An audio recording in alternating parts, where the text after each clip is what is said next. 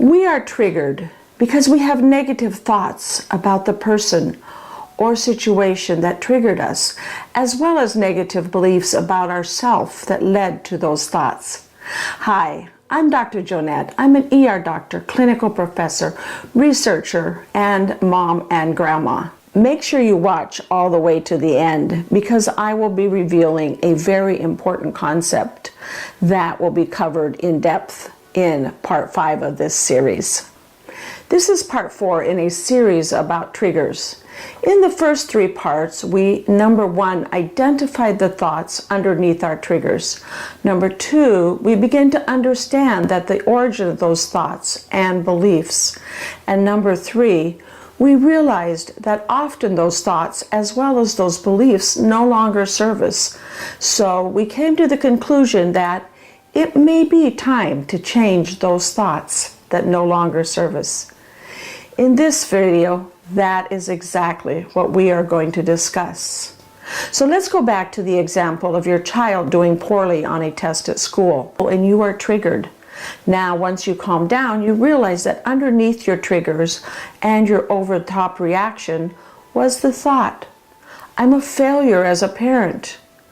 Now, when you get curious about that thought and begin to examine it, you realize that that thought is the result of an unconscious belief that you likely got from your parents. You decided that this thought no longer works for me, I want to change it. The first step to changing a thought is to catch ourselves in the moment we think the thought. Then we can replace it with a better thought. Over time, when we continue to catch and then replace our negative self-talk as well as our negative self-beliefs with better thoughts and better beliefs, we can then change the negative neural circuits that lead to those thoughts and self-talk.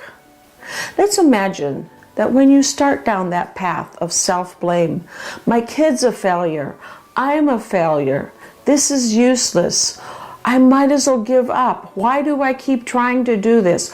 Why do I keep getting triggered? Then catch yourself and pause. And upon reflection, you realize your child has many outstanding skills, maybe not in the area of academics, but in other areas. Let's suppose that your child is kind as well as considerate and also has empathy for other individuals. Possibly you begin to recall there was a research article that you read about the importance of emotional intelligence, or EQ, and you now know that EQ is actually a better predictor of success in life than getting good grades. So you can tell yourself, my child has very high EQ. And you also can remind yourself that the experiences that you provide your child in both emotional as well as social development are every bit as important as your child's cognitive abilities. Now you suddenly realize that your child's emotional intelligence is preparing them to be a wonderful team member or fantastic employer. You might even realize that most of tomorrow's jobs aren't yet created. And then you remind yourself again, why was I so worried about that one test? And as you continue to examine your thoughts, you will find that each better feeling and each better thought leads to another better feeling and thought that you can begin to believe. This self-awareness soothes the triggers, and now you can replace those negative thoughts with the positive beliefs and positive thoughts and feelings. And as time goes on, you will continue to catch yourself and replace your negative self-talk and self-belief with the better feelings, thoughts, and beliefs. When you do this, you are rewiring your brain. Neuroplasticity says that neural circuits that aren't used will come apart and disappear, whereas neural circuits that are frequently used will get stronger until they eventually become the default program for our thoughts as well as our actions. So let's look at another example. This time, let's say you're triggered when your child interrupts what you are doing and asks you a question. This time you respond with impatience and critical words. Can't you see I'm busy? Why do you have to keep interrupting me? When you pause and think about your reaction, you may then realize that your unexamined belief is that your child should be seen and not heard. So when your child interrupts you with a question, you are triggered because you believe that children should not interrupt adults. But upon more contemplation, you may also realize that this is an unconscious belief that no longer serves you. When you were a child, your parents may have taught you not to interrupt them when they were busy, and now your adult self is triggered when your child asks for help. This is because your younger self was likely yelled at or maybe punished when they interrupted your busy adult caregiver. Richard Schwartz is the founder of Internal Family Systems, and he teaches that we develop a, quote, protector part that functions to stop us from doing the things that will get us separation. Remember, when we are young, our very survival, both emotional as well as physical, is dependent upon us staying close to our caregivers. So anything that causes us to lose that contact with our caregiver will threaten our very survival.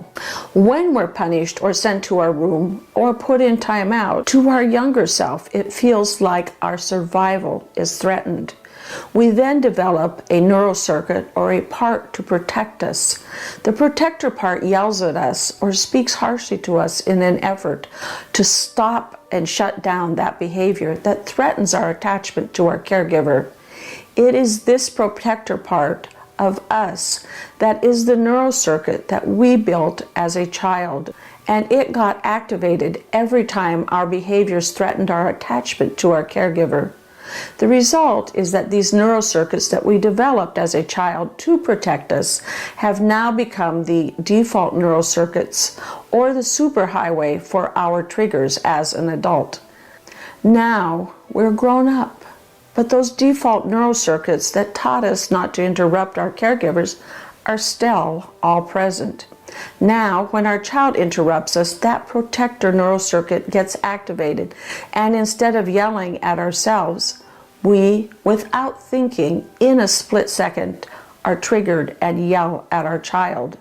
In addition, because our needs were often unmet when we were a young child, now as an adult, it becomes really difficult to ask anyone for help. This includes our partner or anyone else. Let's go back to our example of yelling at your child when they interrupted you. Now that you understand why this happens, you can then use this knowledge to understand why your child's interrupting you triggered you. You can now understand why this is so challenging for you and how much you resent others when they don't know what you need. You might also realize that you don't want your children to be afraid of speaking up or asking for what they need. You don't want them to grow up to be people pleasers.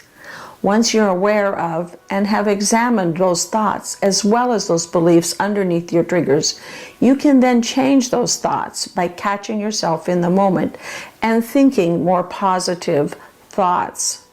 To pause, take a few slow, deep breaths and then begin to replace the thoughts with better, more positive thoughts.